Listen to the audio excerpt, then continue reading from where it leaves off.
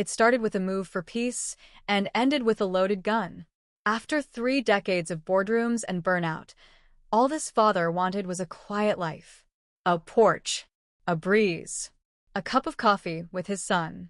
But when his 20-year-old boy, a decorated Special Forces reservist, started visiting on weekends, the neighborhood's HOA saw a problem. First came the letters, then the photos, then the tracking device under his truck.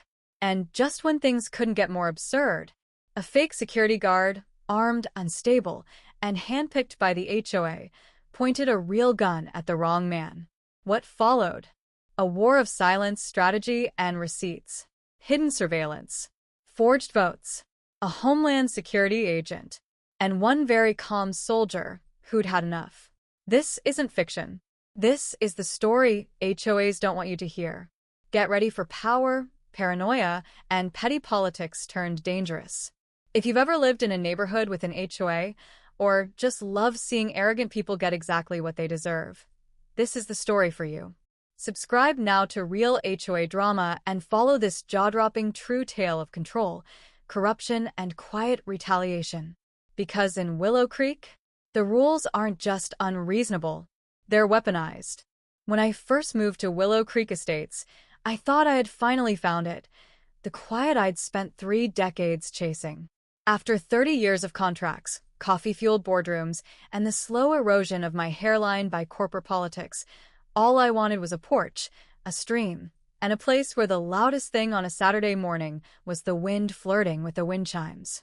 I wanted silence, not the kind you get when people are mad at you, but the peaceful kind, the kind that soaks into your bones and makes you forget what stress ever felt like. The house I bought sat at the end of a cul-de-sac, backed by a stream that sparkled like silver in the late afternoon sun. Willow trees bowed gently over the banks like old monks in prayer, and the neighborhood seemed frozen in time. Retirees tending to rose bushes, mailboxes painted with loons and lighthouses, dogs that barked once then gave up halfway. It wasn't paradise, but it was close enough for a man who'd seen too many deadlines and not enough fireflies. Every couple of weekends, my son Jason would drive in from the base. He's 20, but carries himself like someone who's lived 100 lifetimes, quiet, deliberate, always scanning his surroundings like the world's playing a game of chess he refuses to lose. Built like a linebacker and trained like a ghost, Jason doesn't talk much about his missions. Hell, he doesn't talk much at all.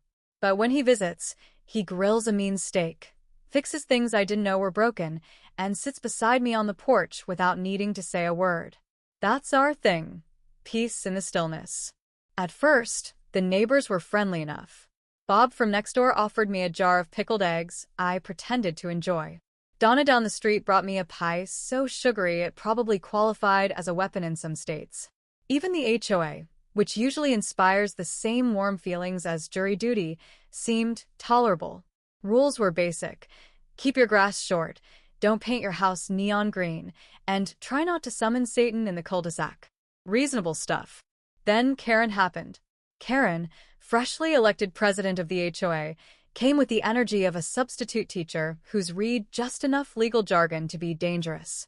Blonde bob, white blazer, clipboard fused to her hand like a permanent accessory. She smiled like a shark and spoke in clauses.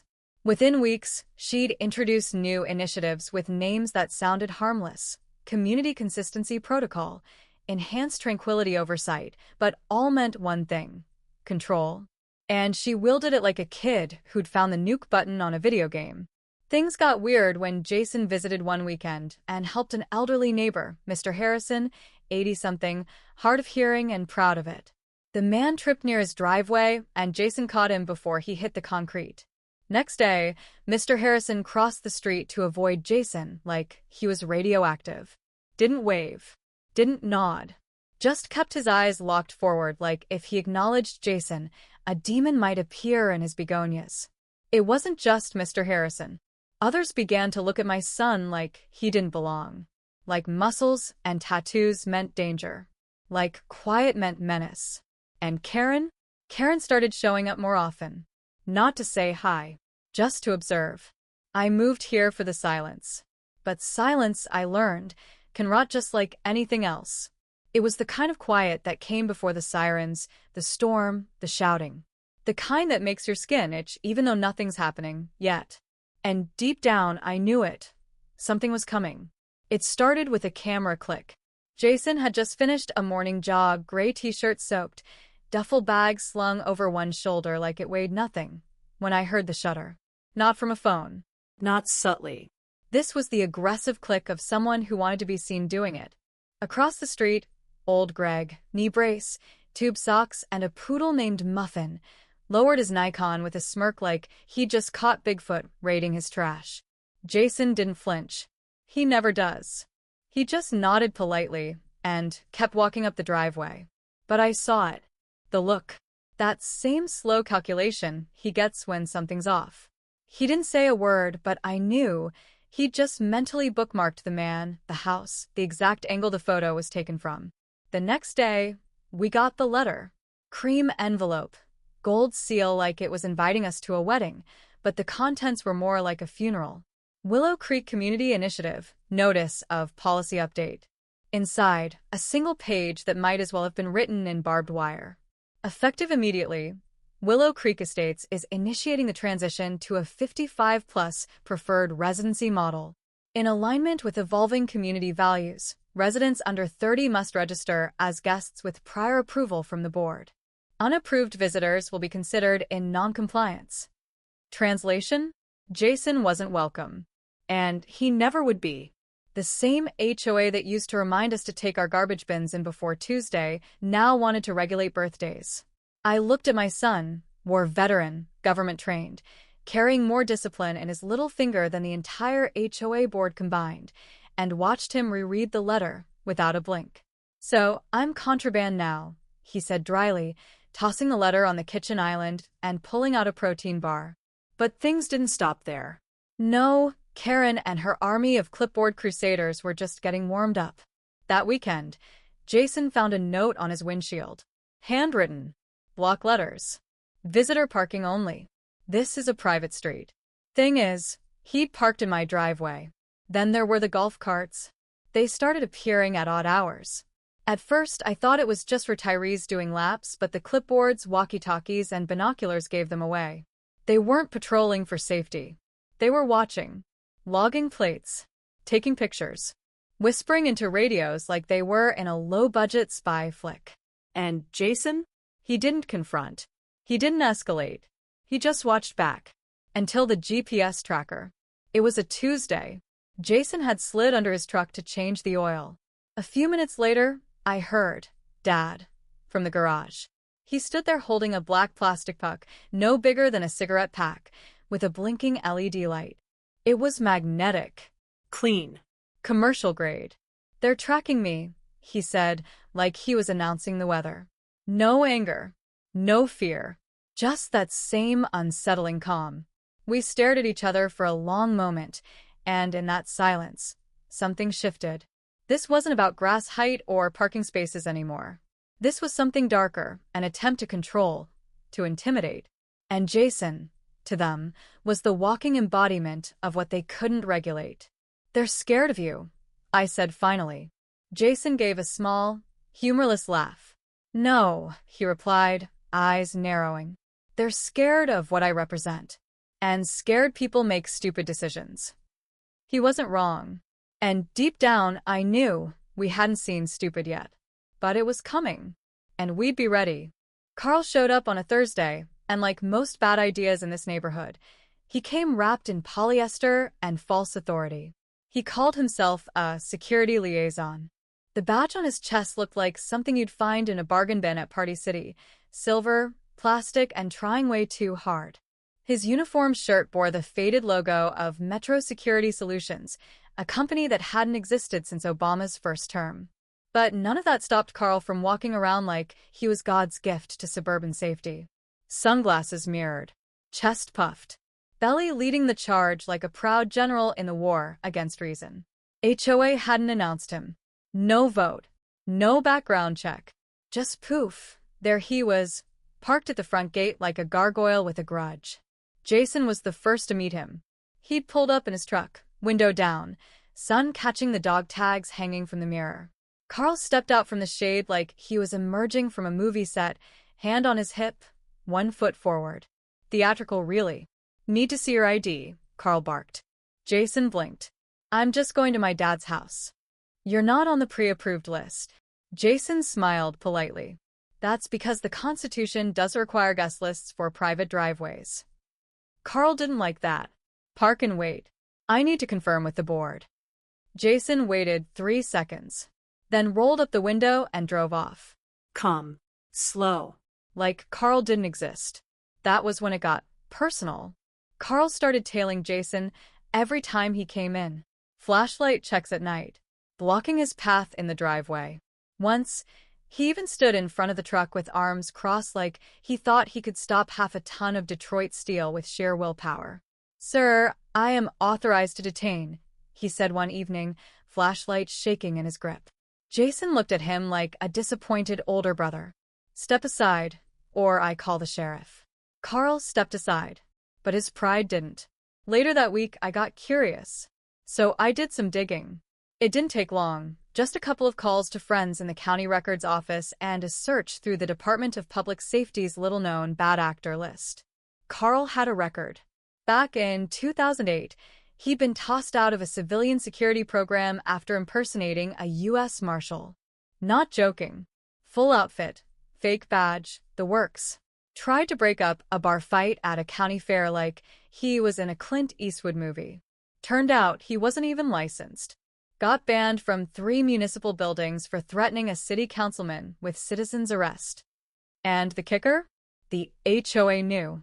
Jason found the email later, Karen forwarding Carl's resume to the board with a note that read, "He may not be officially cleared, but he knows how to keep people in line." It wasn't about credentials. It was about intimidation. About finding someone dumb enough to do their dirty work and loud enough to distract from the rot underneath. Carl wasn't security. He was a weapon. A reckless, unhinged, easily manipulated pawn in Karen's little crusade to sanitize the neighborhood. Jason didn't fight back. Not yet. He did what he always does. Watched, waited, took mental notes. But me? I felt it in my gut. This wasn't just HOA madness anymore. This was the beginning of something worse. And Carl was the match. We were sitting on the gasoline. The first sign something was off came in the form of a black Glock 19. It was a Saturday morning. The sky was clear, cicadas buzzing in the trees, and Jason had just returned from the grocery store, eggs, protein powder, and 3 avocados that somehow cost $7. He opened the tailgate of his truck, reached in to grab the bags, and froze. Tucked neatly in the corner of the bed, resting against the toolbox like it belonged there, was a handgun. No case. No holster. Just sitting there. Clean. Loaded. Jason didn't touch it. He stood still for a beat, expression blank. Then he glanced up, slow and deliberate, and scanned the street. And that's when he saw her. Linda, the HOA vice president's wife, standing on her porch with a phone pointed in his direction. Not pretending to check messages. Not hiding it. Just filming. Jason didn't wave. Didn't frown. He calmly stepped back, closed the tailgate with one hand, then turned and walked into the house, groceries forgotten. "Dad," he called, voice steady but clipped. I turned from the sink, dish towel in hand. He stood in the doorway like a man choosing his words with a scalpel. "There's a gun in my truck." My stomach dropped. "Yours?" No. A pause. I didn't ask how he knew. Jason's the kind of man who can strip and reassemble that model blindfolded. He knows the serials, the wear patterns, and he damn well knows what doesn't belong to him. We went out together. I brought gloves. He brought silence. We photographed everything. Then he pulled a small toolkit from the garage, disassembled the gun like he was handling a museum piece, and locked each part into separate evidence bags. And still, Linda was watching. "She's still out there?" I asked, peeking through the blinds. Jason nodded. "She wants me to react." They all do. That night, over coffee that neither of us really tasted, we spelled it out. This wasn't coincidence. This wasn't neighborhood paranoia. This was a setup. Planted evidence. Prepositioned camera. HOA minutes full of veiled complaints about threatening guests. A security officer who thinks he's in a Tom Clancy novel. And a 20-year-old Special Forces reservist who just happened to be the one variable the HOA couldn't control. They're trying to push you out, I said. Jason didn't blink. No. They're trying to trap me. If I get arrested, gun charge, trespass, resisting, they get their story. And that was the last day Jason jogged in the neighborhood. From then on, he walked the perimeter at dusk, quiet as a shadow, eyes tracking every porch light, every silhouette behind the blinds. He mounted trail cams in the trees, small enough to miss unless you knew what to look for. He set up a DVR in the guest room, fed by a drone the size of a hummingbird. Every movement, every clipboard patrol, every HOA meeting coincidentally held on public-facing lawns. Jason wasn't just defending himself anymore. He was building a case.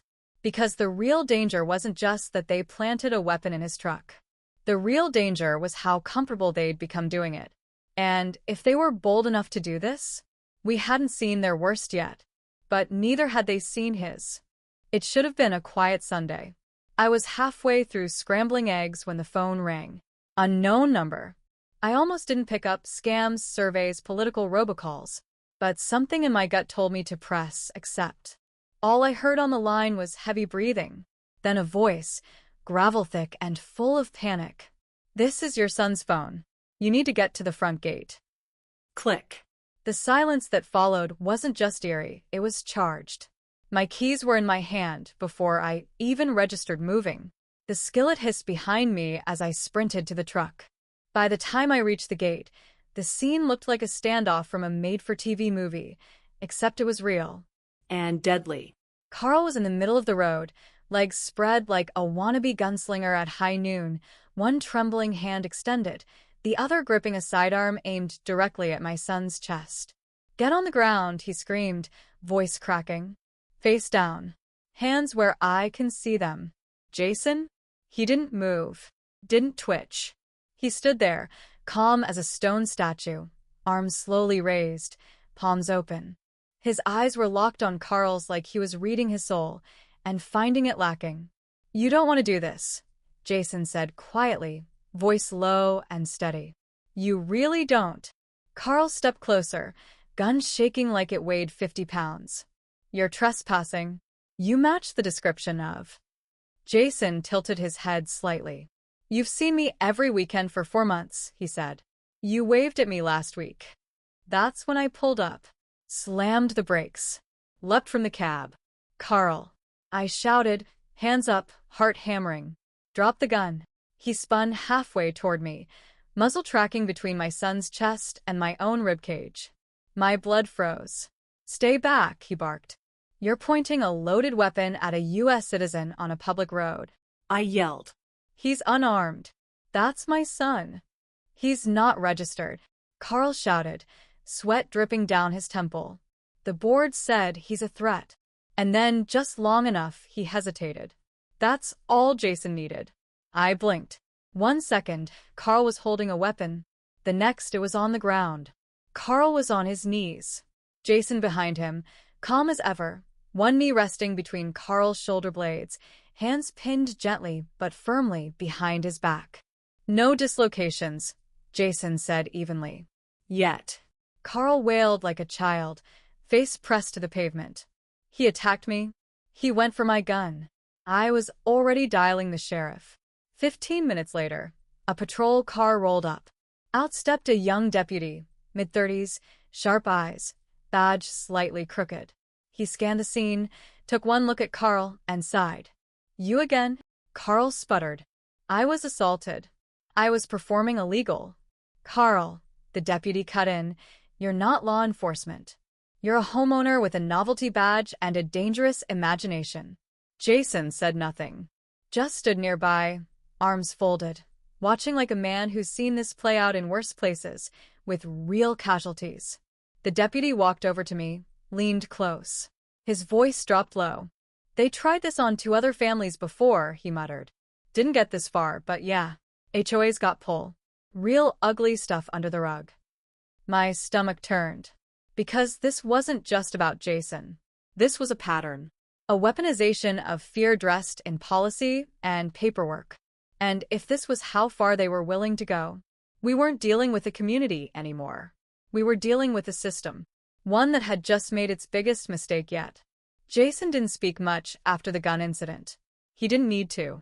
His silence had a weight to it, sharp, surgical, like a blade being drawn just out of sight. The morning after, he knocked once on the doorframe of the kitchen, holding a small black flash drive between two fingers like it was a detonator. "Everything's on here," he said. Drone footage, gate cams, audio logs, HOA communications, and a couple things I probably shouldn't have. I took it without a word. My hands were steady. My stomach wasn't. When your kid hands you something like that, you realize he hasn't just been visiting on weekends. He's been running a quiet op behind enemy lines. He turned and walked upstairs without another word. An hour later, I found his old bedroom transformed into something that looked more NSA than nursery. The walls were lined with whiteboards covered in flowcharts and timelines. A map of Willow Creek had been pinned across the closet door, dotted with red thumbtacks marking HOA patrol paths, camera blind spots, and key intersections. On the desk, 3 monitors, a rugged laptop, and a portable DVR stacked on top of a footlocker like a makeshift command center. Jason sat in the swivel chair like he was back in a forward operating base, watching multiple camera feeds at once. "They've got a pattern," he said, eyes not leaving the screen. 2-man patrols rotate every 90 minutes. Same route. Same timing. Carl's car is always parked at the east gate by 8 a.m., except Sundays. Sundays he drinks. He tapped a key. A grainy clip played, Carl stumbling out of his SUV, fumbling for his badge, slurring into a walkie-talkie that probably didn't work. I stared. "How long have you been recording all this?" Jason glanced at me, a flicker of something between pride and apology in his eyes. "Since the GPS tracker. I don't wait for ambushes twice." That night, as we sat quietly going over the footage, the doorbell rang. It was Linda.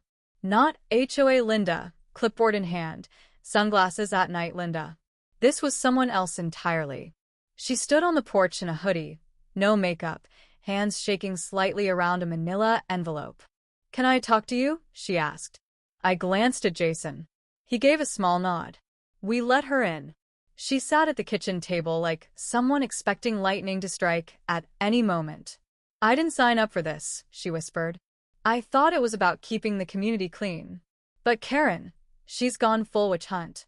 She told us Jason was dangerous, that he had military PTSD and unpredictable behavior. Said the board had to act before something happened."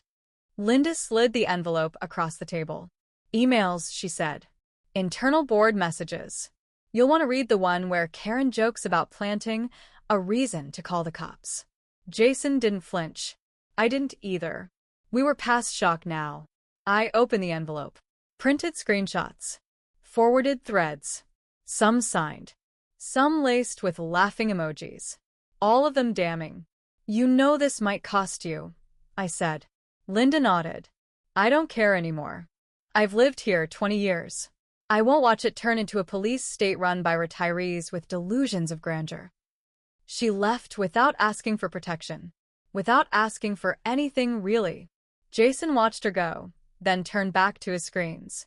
"Gate patrol's late," he murmured. I shook my head and laughed. Not because it was funny.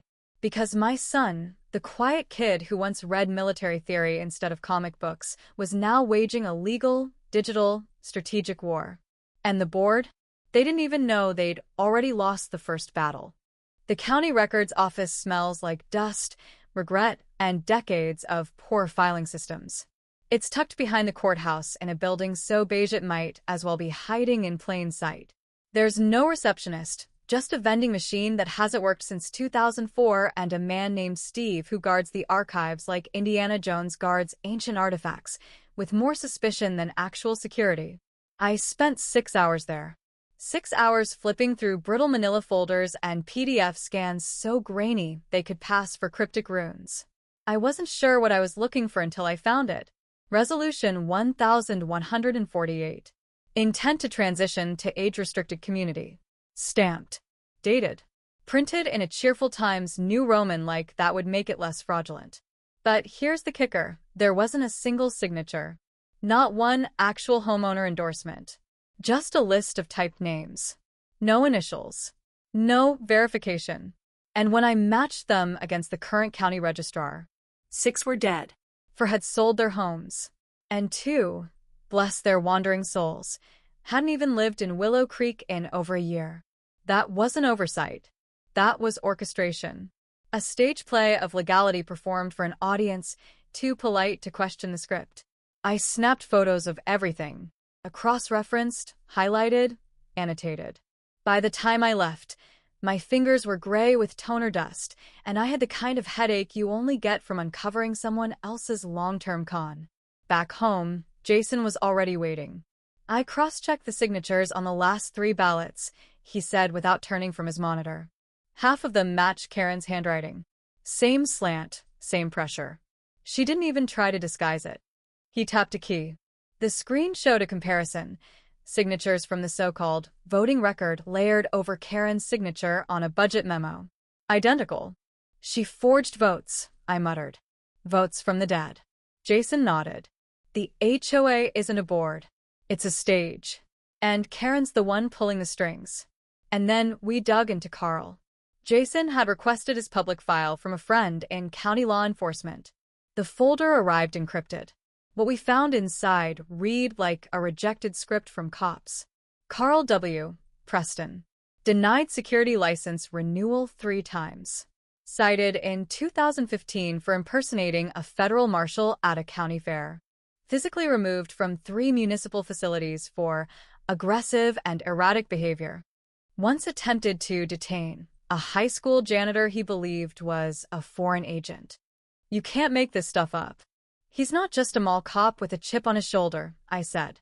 He's a walking lawsuit. Jason didn't even blink. And Karen hired him after all this. Because she wanted someone unstable. Predictable, but unstable.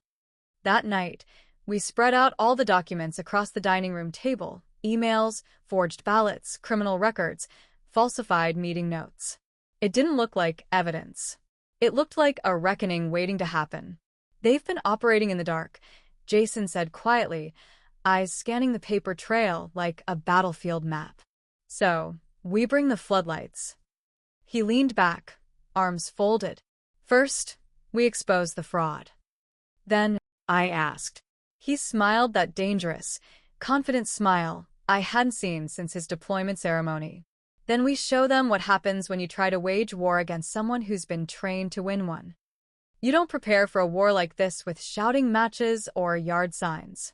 You prepare it like a heist. It started with the folders, 20 of them, thick and heavy with truth. Each one professionally bound like a company prospectus, filled to the brim with drone footage, time-stamped patrol logs, forged ballots, fake signatures, HOA meeting minutes that read like the paranoid diary of a dictator, and of course, our crown jewel, a still shot of Carl mid-scream, pointing a gun at Jason's chest in broad daylight. Jason printed every page himself. We didn't just want to win. We wanted the truth to be undeniable, even to the most golf cart riding, shrub trimming, rule-clutching resident in Willow Creek. Each folder went to a key player, one to the city zoning board, one to the county commissioner's office, one to Channel 5's most relentless investigative reporter, the one who wore cowboy boots and didn't blink on camera. One went across the street, slipped quietly into the mailbox of Judge Harold Givens, retired, stern, once fined me $150 for burning leaves on a no-burn day. A man who bled procedural justice and hated nothing more than someone trying to cheat the system. And then Jason made a call. I didn't ask who at first. He stepped out onto the back porch, phone pressed to his ear, speaking in that low, clipped tone he always used when something serious was about to happen. When he walked back in, he had a look on his face I hadn't seen since the week before his first deployment. Focused. Quiet. Locked in. You remember Talbot? He asked. I blinked. Talbot? As in? DHS. Jason nodded. He owes me a favor. Iraq, 2019. He was cornered outside a comm station. I got him out. My mouth went dry. Jason continued like he was reading a grocery list. He's still active. Still has jurisdiction. And he's interested. Interested in HOA corruption crossing state lines, age discrimination, impersonation of federal officers, voter fraud. That last one he said with a grin that didn't reach his eyes. He said if half of what I showed him holds up, it won't just be a community issue. It'll be a federal one. I sat down hard in the dining chair, letting the weight of it hit me. This wasn't just about Carl anymore. Or Karen. Or even Jason.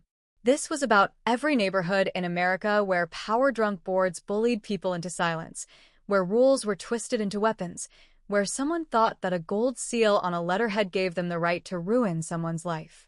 Jason flipped open his laptop and brought up the AV control plan. We rigged the projector during the last movie night, he said. All I have to do is plug in and hit play. The rest?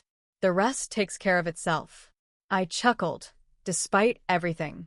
You planning to wear camo to the HOA meeting? Jason looked up and smirked. Nah. Plain black shirt. Quiet confidence. The kind that makes people nervous without knowing why.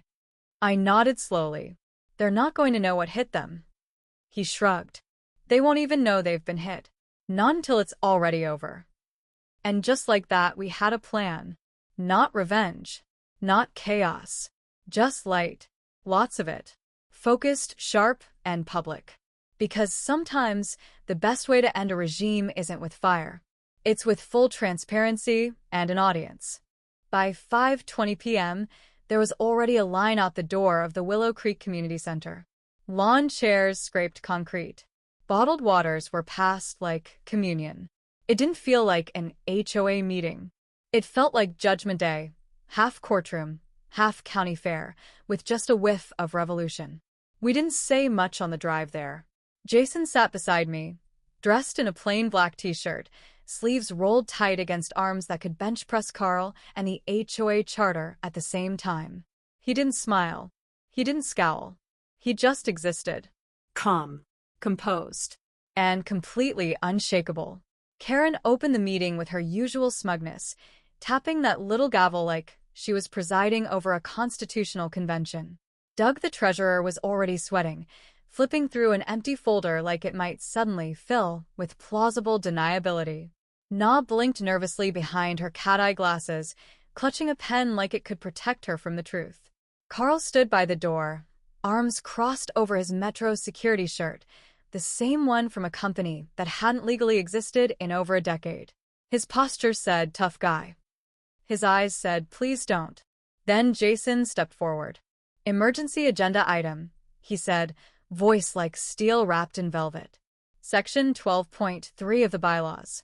Credible evidence of board misconduct. Requires immediate presentation. Karen's jaw tightened. That's page 38, Jason said. I highlighted it for you. He walked to the projector, inserted the drive, and tapped a key. Slide 1. Carl, gun drawn, screaming at Jason in broad daylight. Raw. Unedited. Clear as a bell. You could hear the exact moment Carl lost control, and you could see the precise second Jason took it back. A gasp rippled through the room. Someone near the back whispered, "That's our security guy." Slide 2. An Amazon listing for Carl's badge. $29.99. Right next to it, a letter from the county clerk confirming Carl had never been licensed, never even filed. Slide 3. The HOA's fake 55-plus transition ballot. Overlaid with death certificates, property transfers, and signatures traced directly to Karen's own handwriting. Slide 4. The heat map. Jason's pride and joy. Bright red clusters showed how citations and fines overwhelmingly targeted residents under 50. 5 times more likely. Data doesn't lie, even when the HOA does. And then, Slide 5 never made it on screen, because the back door opened, and in walked Agent Talbot. Gray suit. Real badge. Clipboard in hand. Calm as a man who knew exactly what kind of snake pit he'd just walked into and had brought boots. He strode right up to the podium, nodded at Jason. "Sergeant," he said. Appreciate the assist. Then he turned to the board. I'm Agent Talbot, Department of Homeland Security. I'm here to formally receive evidence of fraudulent municipal conduct, falsified discrimination policies, and impersonation of federal law enforcement. This is now a federal matter. Karen turned white. Doug went rigid. Na stood so fast she knocked over her water bottle. I didn't know, she stammered. Doug muttered, I resign. Carl tried to slip out the side door, but the same deputy who'd once let him off easy was waiting. This time, there was no friendly warning. Just a pair of handcuffs and a nod that said, not today, Carl. The room erupted, not in chaos, but in applause. Slow. Stunned. A wave of vindication from neighbors who'd been too scared to speak until now. Jason didn't smile. He didn't gloat. He simply stepped back and let the silence settle. Karen's empire had crumbled, not with a bang, but with slides, data, and a man she'd tried to erase standing tall at the front of the room. Reckoning doesn't always look like revenge. Sometimes it just looks like truth on a 60-inch screen. It took less than a week for the old HOA plaque to come down. The brass lettering, once polished like a badge of suburban pride, now lay forgotten in a cardboard box marked Archived Property, sitting next to a stack of unread newsletters and a folder of Karen's now-invalid citations. All that remained was a wooden post by the gate, weathered, bare, waiting for something new. Jason filled the space himself. He spent 2 nights in the garage, sanding, painting, drilling with the same focus he once used to field strip rifles. No logos. No HOA crest. No gold leaf or pretense. Just a simple black metal plate, hand-painted in white block letters. This community welcomes all ages, especially those who know the law better than you do. He mounted it just above where the old sign used to hang, tightening the bolts like he was anchoring more than just a message. He wasn't replacing a rule. He was reclaiming the neighborhood. By the end of that month, the ballots had been sent out for a new HOA board. This time with oversight, with public meetings, with signatures that actually belonged to people who were alive. Carl's name never came up again. Karen had quietly listed her house, a for sale sign blooming on her perfect lawn like poetic justice in the spring sun. Word had it she moved to a gated community out by the lake. One with real security. And real accountability. Funny how that works. The new board had a different tone. No threats, no surprise inspections, no armed cosplay. Just meetings, minutes, and more potlucks than seemed strictly necessary. Then one Saturday morning, a moving truck backed into the driveway 2 houses down. I was sipping coffee on the porch when they arrived. Young couple. Mid-30s, maybe. Husband covered in baby spit-up and optimism. Wife wrangling 2 kids out of car seats while still balancing a tray of muffins she'd probably made at 3 a.m. The daughter, maybe 6, had a foam sword nearly as tall as she was and a determination to match. Her brother? A mop of curls and a red superhero cape flapping in the breeze like destiny had just arrived in toddler form. Jason stood beside me, arms folded, watching them with a kind of quiet reverence.